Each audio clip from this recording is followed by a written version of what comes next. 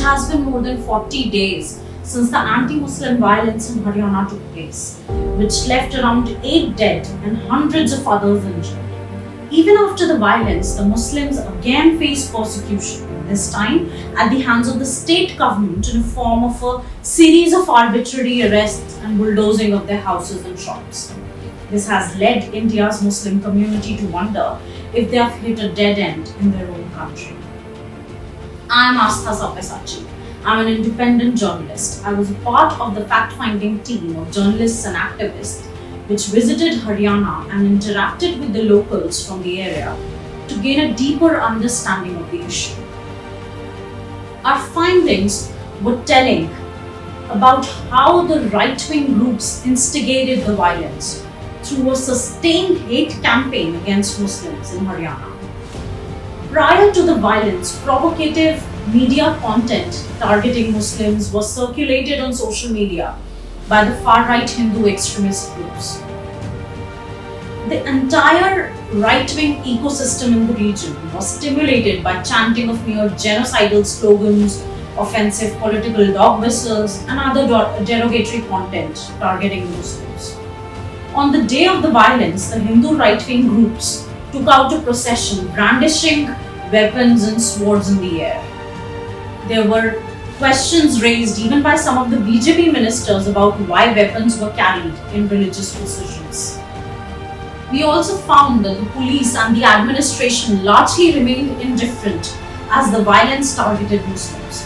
One of the main accused is Monu Manesar, a cow vigilante who is also named in the brutal killing of 2 other Muslim men, and many other cases of riots and violence. He had been absconding for months before he was detained yesterday.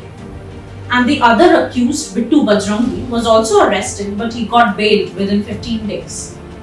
We are yet to see if Monu Manesar will be punished for his deeds.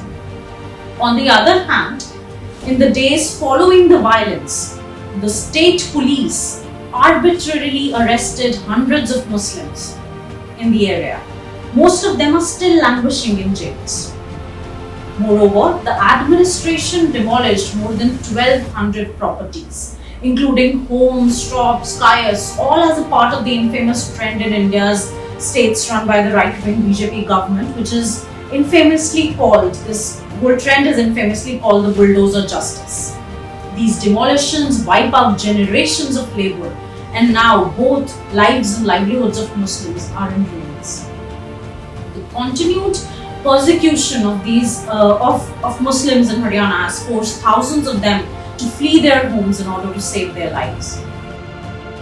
We met a 60-year-old Muslim woman who was sobbing hard as her family was sitting under a tree, and stretching out behind the family lay the huge debris of their house and all they had owned, which was demolished by the government.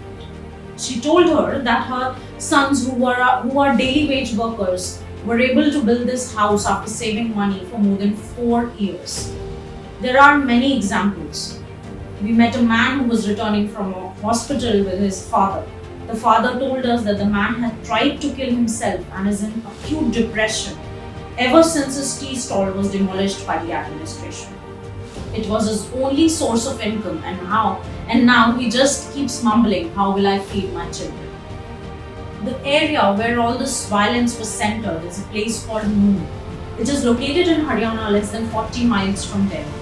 It's a Muslim majority district in a Hindu majority Haryana state. Prior to India gaining independence in 1947, this place symbolized Hindu-Muslim unity.